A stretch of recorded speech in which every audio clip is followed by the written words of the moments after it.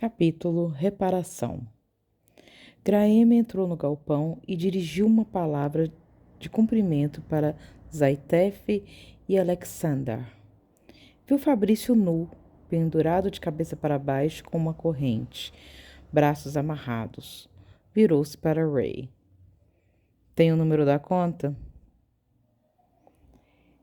Ele entregou um pedaço de papel para ela. Também entregou a fita cassete. Estava na casa dele. Faça o que quiser com ela. Ela olhou para a fita, então nos olhos de Ray. Como estamos com o resto? Um problema. Mickey matou Bruno Bonini sob as ordens de Tony. Ela pareceu nervosa. As promessas que fizera para Gino Bonini não seriam cumpridas à risca e ela precisaria improvisar. Ray aproximou-se dela e sussurrou. O que vai fazer com ele, Graham? O que ele fez comigo, Casey? Ela manteve o rosto impassível enquanto ele a estudava, e sabia que Ray estava se perguntando se ela realmente conseguiria fazer algo daquele tipo. Graham sabia que conseguiria. Pensara naquilo por anos. Pensava naquilo durante todas as vezes que olhava para o filho e o imaginava dentro dela, ainda um feto, sendo exposto àquilo. Lembrava-se da dor e da luz vermelha daquela câmera, piscando, participando das torturas, imortalizando-as. Pensava, cada vez que fazia amor com Baudin, nos sussurros embriagados de desejo de Fabrício. Pensara tanto que era como se ela já tivesse feito aquilo. Vou sumir, sabe disso. Ele falou baixo. Sim, sei. Vão tentar te rastrear. Vão deduzir que foi assassinado no meio desse caos que Tony instaurou em Vegas. Se for esperto, nunca será encontrado, nem pela máfia, nem pelos seus amigos federais. Tem certeza que quer fazer isso? Isso não é esquecido de um dia para a noite. Isso sempre vai fazer parte de você, para sempre. Adeus, Casey. Ele suspirou. Pensou nos poucos segundos da abominação que vira na televisão de Fabrício. Sabia que ela tinha direito à sua vingança, mas nunca imaginou que tivera frieza para tal.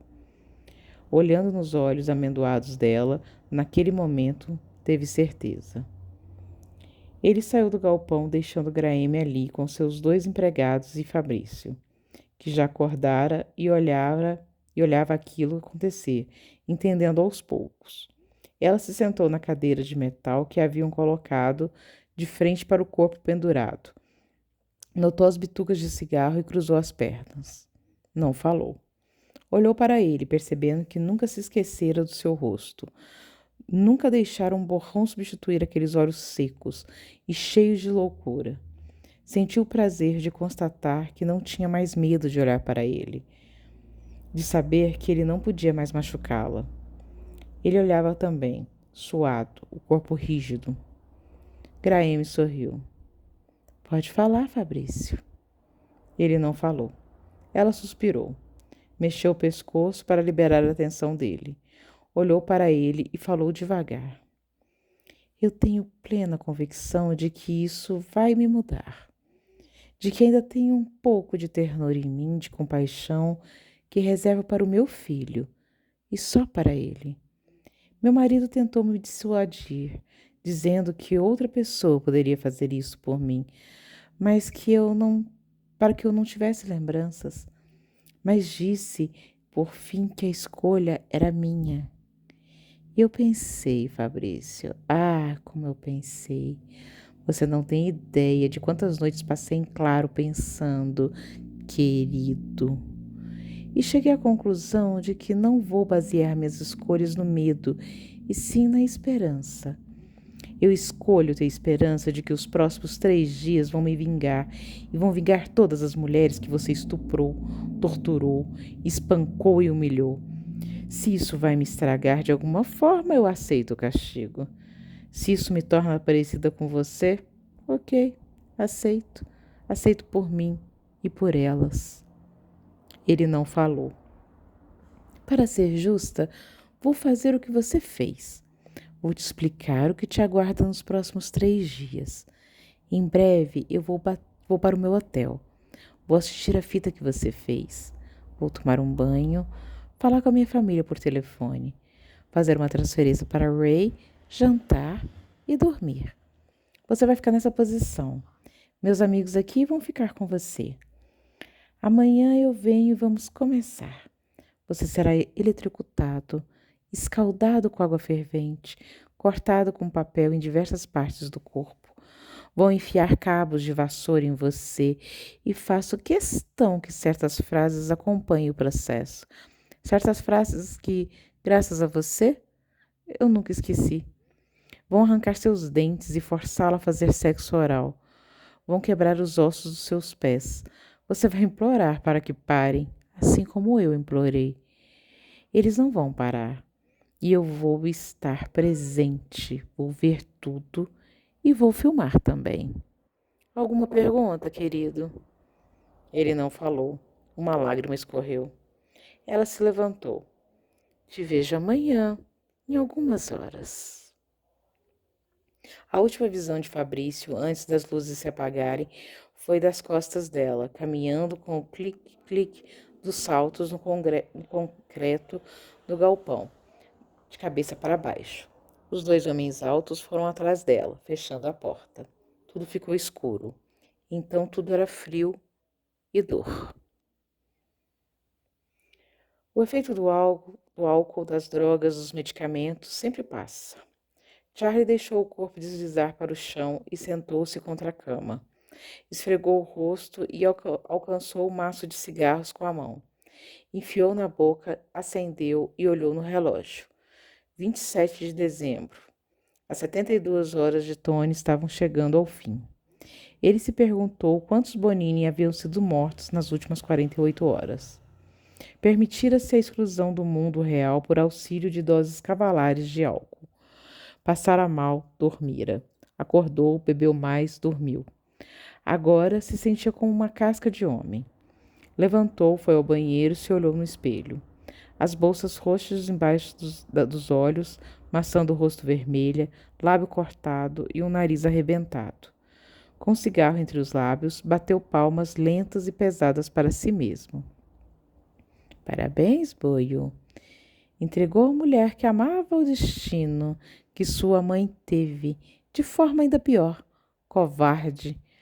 Mas aqueles dias de dúvida haviam acabado. Precisava vê-la mais uma vez antes de se entregar ao destino. Só mais uma vez. Para ver se gostava do presente de Natal. Para olhar para sua boca e fingir que já sabia o gosto que teria. Para sentir o cheiro dela.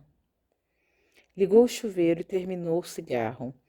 Tomou uma ducha longa, quente, permitindo-se sentir a água descer em cada parte do corpo machucado. Esfregou-se com sabonete. Lavou o cabelo e fez massagem no ombro que doía. Deslizou e secou com uma toalha, tendo que pressioná-la com cuidado onde o corpo estava dolorido. Estava fazendo um bom trabalho em bloquear as lembranças das fotos e do filme que assistira por alguns minutos na casa de Fabrício. Quando ameaçavam vir, ele pensava em Marion. Vestiu-se com o terno mais alinhado que tinha. Cada um tinha despedida que achava melhor. Para Marion, havia sido escutar as histórias banais e corriqueiras dos amigos. Para ele, seria morrer como a única coisa que ele fora de verdade. Um gangster. O telefone tocou no quarto e ele se apressou para atender. Retorine, pela última vez. Vini, garoto, tem que prestar contas. Onde está Tony? Escondido, recluso. Você vai prestar contas para mim. Não, quero falar com ele. Garoto. Tenho 32 anos, não sou um garoto, Vini. Quando você vai aparecer? Em breve. Vou estar na lavanderia, a noite toda. Ele desligou. Onde Tony se esconderia? Primeiro o adeus, Charlie. Depois ele. A mansão estava praticamente deserta. 2 guardas no portão, visivelmente armados, e poucos empregados. Já eram 8 da noite e ele imaginou que a maioria dos criados já haviam se recolhido. Atravessou a sala central e entrou nas adjacentes, mas não a viu. Estava se perguntando se ela estaria na suíte, depois de tudo que acontecera, quando ouviu a sua voz. Oi, Charlie. Ele se virou. Não escondeu que sentiu um alívio estranho ao vê-la. Usava uma camiseta preta e calças jeans. Ele não conseguia evitar olhar para os pulsos dela. Oi, como você tá? Viva. Culpa sua. Por um segundo, ele quase desabou. Sentiu os olhos queimarem e olhou para baixo, para esconder os sentimentos dela. Não consegui deixar você ali, sangrando, falou baixo. Bem, estou aqui. Charlie aproximou-se dela e falou baixo. Marion, preciso ir, fazer uma coisa, e eu não sei se vou poder conversar mais. Mas vim para ver você, te dizer que vai ficar tudo bem, te pedir um tempo e pedir para que você não faça nada contra si mesma, porque tudo vai ficar bem.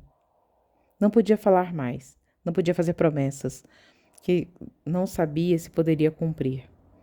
Virou as costas para ela para não ultrapassar os limites e andou alguns passos até ouvi-la dizer: Isso foi um adeus, não foi? Ele engoliu em seco. Não virou. Não sei ainda, Marion. Se voltar, eu não fico mais na suíte agora porque ele não está mais por perto. Estou dormindo aqui no quarto de hóspedes, no térreo. Ele assentiu, achando aquela declaração tão estranha que não soube exatamente o que responder.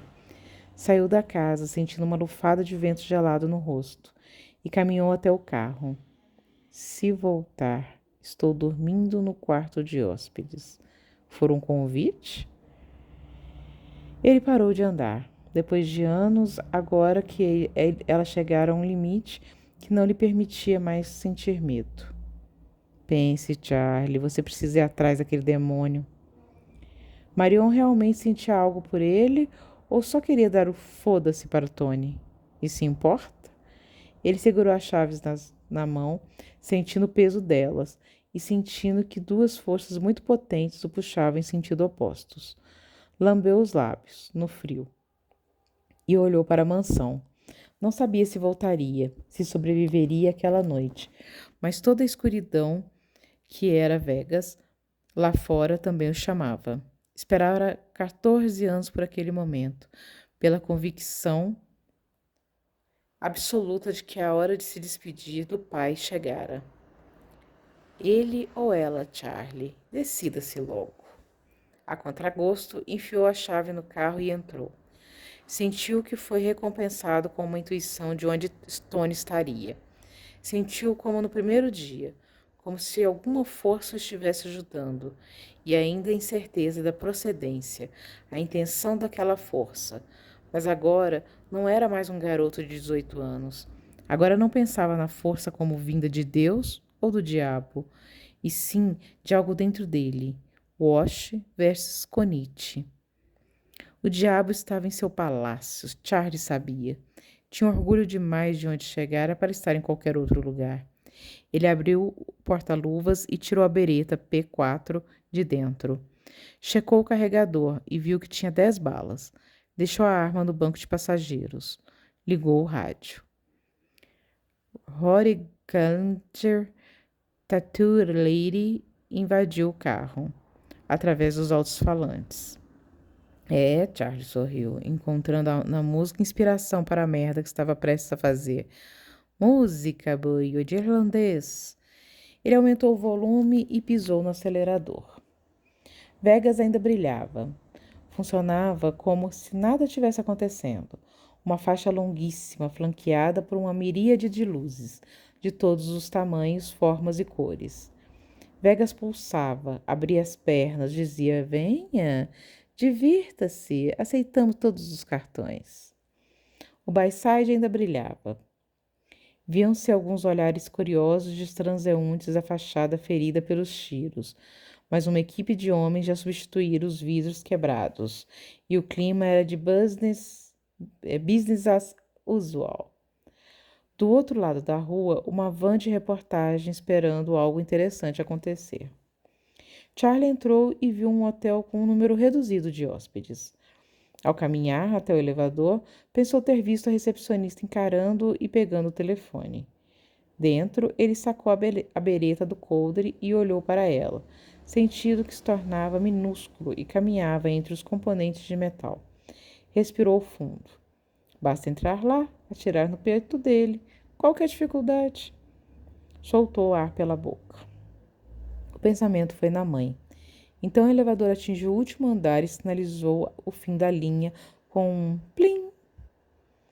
Só havia um quarto no último andar, a cobertura, de forma que Charlie deu de cara com as portas abertas.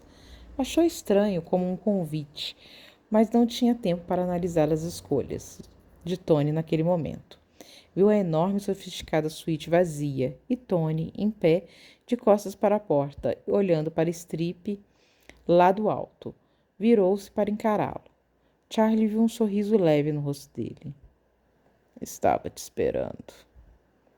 Charlie pensou em falar algo, em começar um diálogo que pudesse desencadear uma discussão, para assim poder descarregar a bereta no peito de Tony.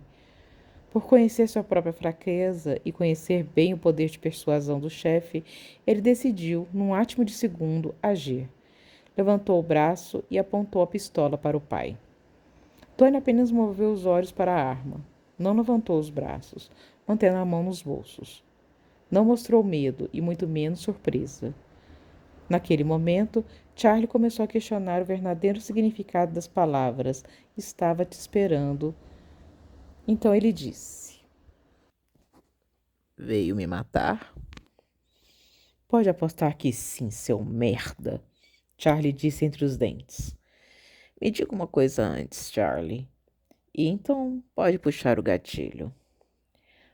Algo se apagou em seus olhos, filho, e foi quando sua lealdade morreu. O que foi? A grana de um Bonini ou a buceta de Marion? Charlie me deu um passo para a frente. Foi exatamente isso, quem você é, o jeito que fala dela, o que fez com ela e tudo que você representa. Ah, mas por que hoje e não ontem? Porque no mês passado, 2, 3 anos atrás. Graeme, agora eu sei o que você fez com ela. Vai me matar por causa de uma puta? Charlie levantou a arma, movendo o alvo do peito para o rosto de Tony. Desgraçado. Então sentiu um puxão, percebeu que chegara perto demais e que Tony empurrava seu braço para a esquerda. Um flash de vermelho e então um mergulho vertiginoso na escuridão da inconsciência. A primeira coisa que fez, na rachadura do limbo no qual Charlie estava, foi uma faísca na base do crânio. Uma dor insistente, aguda, que pedia sua atenção em ondas. Aos poucos, sentiu a consciência forçar-se dentro dele, de forma lenta e exponencial, que o sol invade à noite. Pensamentos começaram a se formar, primeiro voltados para a dor, depois para a posição incômoda na qual o corpo fora colocado, e então para o momento. Abriu os olhos para dar de cara com Tony e Vinnie. Ainda estavam na suíte e pelo vidro via que ainda era noite. O rosto de Vinnie denunciava uma dor verdadeira. Estava visivelmente abalado com aquilo, e Charlie se deu conta de que fora ele quem o golpeara na nuca e o apagara. Testou as mãos atrás das costas. Sentiu o aço das algemas. Ah, ironia! Quantas vezes estivera do outro lado daquela situação? Olhou para Vinnie. Isso é karma ou algum alinhamento dos planetas? Vinnie balançou a cabeça, com os olhos caídos. Tony cruzou os braços. O que aconteceu com Fabrício, Charlie? Que bom, seria interrogado à base de socos. Mas ele não tinha quem defender. Fui até a casa dele acabar com a raça do carcamano, filho da puta. Mas um federal chegou antes. O mesmo que procurou Marion, Rei Cage. Tony olhou para o chão por um tempo. E quem te contou sobre a boa e velha Rocket, Charlie? O federal me entregou um arquivo. Vinnie observou. Charlie olhou nos olhos dele. E você sempre soube, nunca me contou, Vini. Mais uma vez, Vini balançou a cabeça. Ela estava te fazendo mal, garoto. Então pactuou com ela para que ela fosse. Perdão. Então pactuou para que ela fosse torturada? Charlie cuspiu no chão aos pés de Vini. E Mickey, Charlie? Onde ele está? Um alarme soou na cabeça de Charlie. Como assim, Mickey? Desaparecera? Teriam os Bonini chegado a ele ou a polícia e os federais? Falou a verdade. Não sei nada sobre Mickey. Encontramos Bruno no The Resort. Matamos o filho da mãe e Mickey sumiu com a comadre dele. Comadre do Bonini? Ele nunca conseguiu dizer não. Tony o fitava, parecendo irritado, com um senso de humor inapropriado para de Charlie. Recebi um telefonema de Salvatore. Você esteve na minha casa antes de vir para cá. Comeu Marion, Charlie? Minha esposa? Na minha cama? Na minha casa? Foi mal, chefe. Achei que você tinha me dado permissão. O olhar de Vini era parte pavor, parte decepção. Charlie sabia que tinha dado a Tony uma dúzia de motivos para executá-lo, de acordo com as leis da máfia. Aliás, praticamente deixara Tony sem escolha. O pior, com uma testemunha. Charlie era um homem morto, sabia disso e aceitava isso. Tony virou a mão, colocando a palma para cima. Vini colocou a bereta de Charlie na palma dele, num movimento letárgico. Tony encaixou-a na mão, enfiando o dedo no guarda-mato. Sabe que não tem escolha, não sabe? Sei. Vini virou o rosto. Charlie ouviu o estalo seco e masculino da bereta. O som pareceu alguém batendo com um martelo de carne numa prancha de madeira, com força exagerada. Charlie sentiu um arrepio quando viu o braço de Tony esticado para o lado. Vini franziu a testa, olhou para baixo e caiu, com todo o peso no chão. Charlie não conseguiu tirar os olhos dele, os olhos abertos e a cara amassada contra o piso de mármore da cobertura.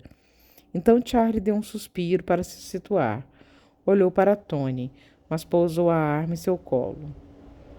Mas você é meu filho, o chefe complementou, calmo. Ele engoliu em seco, fitando Tony, com um questionamento nos olhos. O Dom puxou uma poltrona e se sentou, ignorando completamente o corpo de Vini.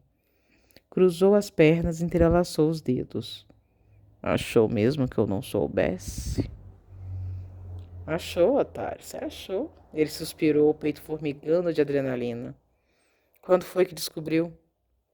Assim que te vi, filho. Você tem o corpo forte do meu lado da família, os cabelos, os olhos que herdou de mim. Mas seu rosto, Charlie, é muito parecido com o de Lauren. Não ouse falar o nome dela. Ouso sim. Você nunca ouve o meu lado da história, filho. Imagino que ela deve ter falado sobre mim. Como está Lauren? Deve ter uns 50. Charlie mordeu o lábio. Forçou as mãos mais uma vez para testar as algemas que estavam apertadas. Ele transpirava e podia jurar que o suor estava incandescente de sua raiva. Tony o escutava, o estudava, media suas reações. Sua mãe era linda, Charlie, e sei que a modéstia cristã dela nunca permitiu que contasse isso a você. Imagino que criar um filho sozinho, na pobreza, dela deve ter ela envelhecido um pouco. Saiba, antes de qualquer outra coisa, que eu ofereci dinheiro para ela. Como você, filho da puta. Aceito sua raiva. Eu também achava que odiava meu tio. Meu pai morreu quando eu era novo demais. O irmão da minha mãe me aceitou na casa dele. Me alimentou, me deu uma educação, cuidou de mim. Meu tio viu que eu tinha potencial, mais do que o Kay Frost e dos outros filhos dele. E quando viu isso, Vitório agarrou a oportunidade, me colocou nas ruas e explorou minha inclinação para o negócio da família. Mas Charlie, por dentro eu ainda era um menino. Sua mãe nunca amei uma mulher como amei Lauren. E sei que não vai acreditar, mas é verdade. Charlie sentiu tanta raiva que achou que iria transbordar. Não sabia quanto tempo iria aguentar ficar algemado, sendo forçado a ouvir a retórica daquele desgraçado. Infelizmente, ela apareceu naquele beco aquela noite. Não fomos atrás dela, garoto. Ela praticamente veio até nós. Nada daquilo teria acontecido se eu estivesse sozinho. Mas éramos homens perigosos, jovens e tolos, Charlie. Então, aconteceu. Sei que não vale de nada te dizer isso, mas sinto muito que ela foi machucada daquela maneira. Charles soltou um riso cheio de cólera. Sente muito. Tony pareceu paciente. Tentei consertar as coisas. Tentei namorar com sua mãe do jeito certo, tratá-la bem, dei presentes para ela, ajudei a ser promovida no trabalho, eu cuidei da sua mãe, Charlie. Mas ela era teimosa, muito teimosa. O olhar dela me machucava mais do que qualquer outra coisa que possa ter feito a ela. Sua mãe tinha esse poder, o olhar de desprezo dela. Ele parou, olhando para o lado, pensativo. Ela ficava tão quieta. Eu nunca soube que odiava aquilo tanto assim, porque ela não dizia nada.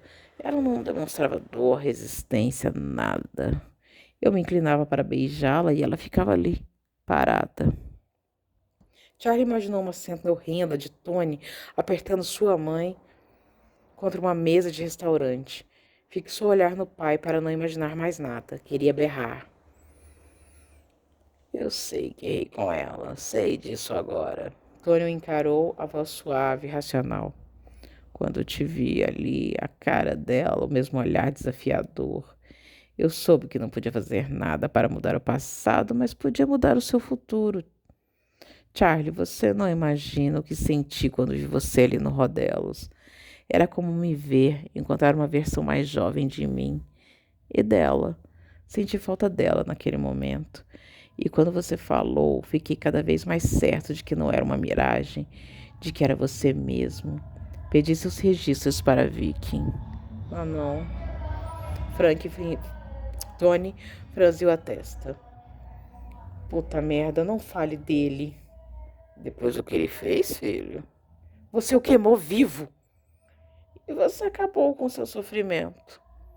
Responda-me, Charlie, por que você acha que não obriguei você a executá-lo? Vinny te deu a arma, era para você fazer aquilo. Por que acha que eu te poupei? Merda! Os olhos de Charlie lacrimejaram. Fechou-os para não lembrar daquele maldito dia. Não, você não me poupou. Poupei, sim. No final você atirou no peito dele, mas se enche de orgulho disso. Eu poupei de não assassinar seu amigo a sangue frio. Aliás, Charlie, olhe de novo para o seu passado e pense em tudo que eu te poupei de fazer, no quanto eu te protegi. Não teve nem a dignidade de ver seu próprio filho na prisão. Eu fui te ver na prisão, quando eu já não precisava mais de você. Vai realmente me dizer que aquilo não te tornou mais forte? Entregou a mulher que eu amava para um sádico. Não foi uma decisão leviana, Charlie. Sei que a amava. Sei que uma mulher como ela tem o poder de deixar um homem irracional. Mas de fora, como alguém que ama você, vi claramente que ela o destruiu. Foi por causa dela que você quase se matou com aquela merda toda. Eu protegi você. Mandei você para a reabilitação. E você sabe que funcionou. E sabe por que funcionou? Porque quando você voltou, a vadia não estava mais lá. Charlie jogou a cabeça para trás para aliviar a dor no pescoço. Abriu os olhos cheios de lágrimas e viu o teto pintado de bege da suíte. Tentou respirar fundo e se acalmar. Ele a torturou por dias. Eu vi a fita. Tony suspirou. Que fita? Ele filmou tudo. Ele cerrou os dentes, achando que arrebentaria a própria mandíbula. Ele me mostrou. Sinto que tenho visto isso. Ela estava grávida. Mandou seu próprio neto contra Fabrício. Eu não sabia disso. Juro que não sabia. Por que essa conversa toda? Por que não me mata logo, porra, em vez de ficar se desculpando pelas merdas que nós dois sabemos que não faria diferente? Porque consigo imaginar a raiva que você está sentindo e quero que se acalme para que possamos conversar como homens. Eu não quero conversar, quero que isso acabe. Porque toda essa merda com Vicky, Graeme, Marion, eu deveria ter impedido. Se tivesse metido a porra de uma bala em você na primeira chance que tive. Por que não fez isso, Charlie? Não sei. Sabe sim. Porque você ama essa vida. Porque você ama essa família. Porque não quer e nem saberia ser algo diferente do que você é. Você nasceu para ser um conete, Charlie. Wash! Ele berrou, o rosto vermelho. Sou um irlandês, esqueceu? Meu sobrenome é Wash. Você era um Wash. Isso é fato. Quando olhou para mim naquela tarde no Rodelos, você era um Wash. Mas não seja ingênuo a ponto de mentir para si mesmo que não mudou, que essa vida não te mudou. Você se tornou um conite. Você é meu filho por completo agora. Tony levantou-se e colocou as mãos nos ombros de Charlie. Olhou nos olhos dele, como se procurando algo. Entenda a resistência. Temos muito que conversar e muito que perdoar. Mas você só tem um destino possível, filho. E sabe disso. Matei Vini para te provar que passo por cima de qualquer regra, qualquer moral, para que me perdoe, para que reconheça meus defeitos como um homem e aceite o seu destino. O momento é certo. Uma nova família Konit vai surgir dessa merda, dessa guerra. Lá fora, os nossos estão aniquilando os dele e sangue está correndo pelas ruas porque isso precisava acontecer de vez em quando. Quero você comigo. Quero poder te reconhecer como filho perante todos eles. E quero que tome as decisões comigo, que more naquela casa comigo. Não entende que dessa forma posso liberar a Marion da obrigação de me dar um filho? Não entende que dessa forma, dentro daquela casa, ela pode até ser sua. Sei que sempre quis isso, por isso a ofereci a você naquela noite. Mas você entendeu tudo errado. Agora pode tê-la, Charlie, sem culpa, sem que seja traição. Vamos reinar lado a lado, eu e você. Tomar de volta todos os territórios que deveriam ter ficado com a gente desde o início.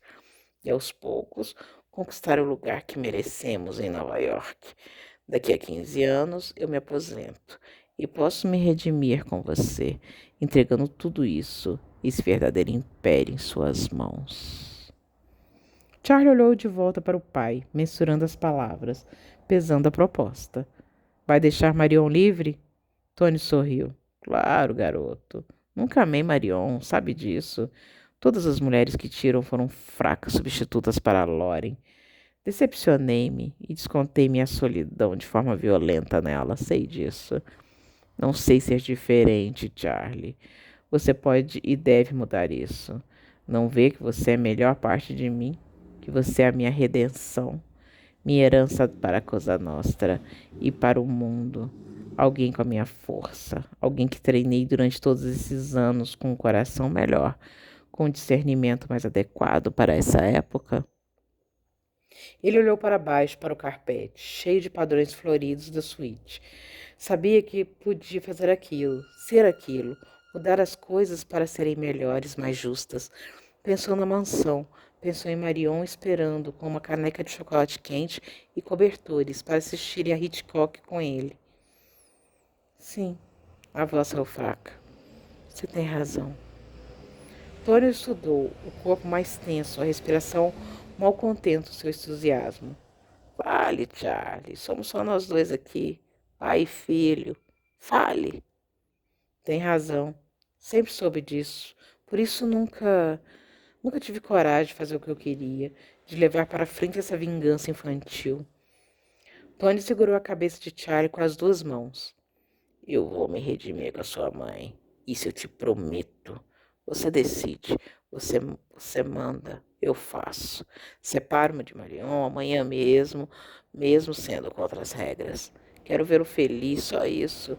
Quero você ao meu lado, só isso. Nossas desavenças são típicas entre todos os pais e filhos, mas juntos poderemos superá-las, filho. Eu te amo, Charlie. Ele sentiu os olhos queimarem e assentiu. Também te amo, pai. Tony sacou as chaves do bolso traseiro, moveu-se para trás e abriu as algemas, jogando-as no chão, como se as odiasse. Charles esfregou os pulsos com um suspiro, sentindo o quanto aquela libertação era metafórica. Tony sorria para ele, abriu os braços, o anel do dedinho reluzindo ao encontrar um feixe de luz. Charlie pegou a bereta, apertou o gatilho e abriu um buraco no peito dele. Tony caiu com impacto, desequilibrado, ofegante, olhando para Charlie com os olhos arregalados de surpresa. Charlie terminou de se levantar e apontou a arma para baixo, para a camisa do pai. Viking! Sibilou e disparou de novo, sentindo o puxo do coice e ouvindo o cartucho tilintar no mármore. Graeme! Apertou de novo o gatilho, vendo outro buraco vermelho aparecer no peito do pai. Marion! Outro tiro, outra bala que penetrou o tórax de Tony. Charlie tinha os olhos cheios de lágrima quando apontou para a testa do pai. Loren. Atirou uma última vez, ouvindo o estalo da arma, o eco do tiro no cartucho quicando no piso. Então o silêncio e o corpo de Tony, prostrado no chão, os olhos deles fechados, o sangue espalhando-se na camisa. Charlie não queria esquecer daquilo. Precisava assumir a responsabilidade. Precisava sentir tudo o que havia naquele quarto, naquele momento, para ser sentido. Nada, nem uma pontada de tristeza, e muito menos de alívio. Então ouviu uma respiração cortar o ar. Sentindo o corpo endurecer de medo, ele foi arrancado do estado de transe em que se encontrava ao fitar o cadáver do pai e olhou para cima. Ela estava ali. Há quanto tempo? Francesca Strong. Usava calças jeans e camisa branca deformada por um colete à prova de balas, que vestira por baixo. As mãos seguravam uma Glock apontada para o chão. O rosto demonstrava preocupação. Ele deixou cair a arma, mas não levantou as mãos. Procurou medo como procura tristeza pelo que tinha acabado de fazer. Não encontrou. Que ela fizesse o que quisesse com ele, que ele voltasse para a prisão. Não se importava mais. Mas Francesca baixou a arma e deu 2 passos para dentro do quarto, olhando o corpo de Tony. Relaxou os ombros. Ficou em silêncio por alguns instantes. Quando encarou Charlie, não esboçou nenhum sentimento, fora a paz. E sem pronunciar uma única palavra, ela se retirou, virando as costas para ele, confiando inteiramente que ele não ousaria agredi-la, parecendo caminhar de forma mais leve e fluida para fora daquele lugar e daquele momento. Charlie sentiu-se como se os dois tivessem acabado de ter uma longa conversa sobre aquilo, sobre Viking, sobre vingança, sobre certo e errado, e sobre uma trégua ingênua e breve entre o FBI e a Cosa Nostra, em Vegas, ou o que sobrara dela. Por mais que a presença de Strong ali, alguns segundos antes, tivesse parecido a presença de um deus, agora parecia ter sido uma miragem. Ele poderia fugir, mas quando a máfia está atrás de você, eles vão te achar. Então caminhou para longe dos corpos e deslizou sobre uma poltrona acolhedora que pareceu abraçar seu corpo inteiro. Descansou cada músculo, cada osso e estudou suas próprias funções, sua respiração, seus batimentos cardíacos, tudo. Relaxou. Pensou nela, só nela, na única que ainda restara. Lauren se recuperara porque era forte. Graham provavelmente não. Os outros morreram, mas Marion estava livre. Finalmente. Marion ainda tinha uma vida inteira para ser vivida. Queria que ela o escolhesse. Queria comprar outro gato, ver filmes e dormir com ela. Limpou o suor da testa. E Mickey? E que fim dera Fabrício? O que estava acontecendo lá fora naquele exato momento que definia seu futuro? Charlie esperou. Ficou sentado ali com a bereta no colo, sem olhar para os corpos, e esperou. Não sabia quem iria cruzar aquela porta, se seriam os amigos de Strong, os Bonini, para executá-lo com 2 tiros no peito e um na cabeça, ou os Conite vingando o Dom. Charlie esperou.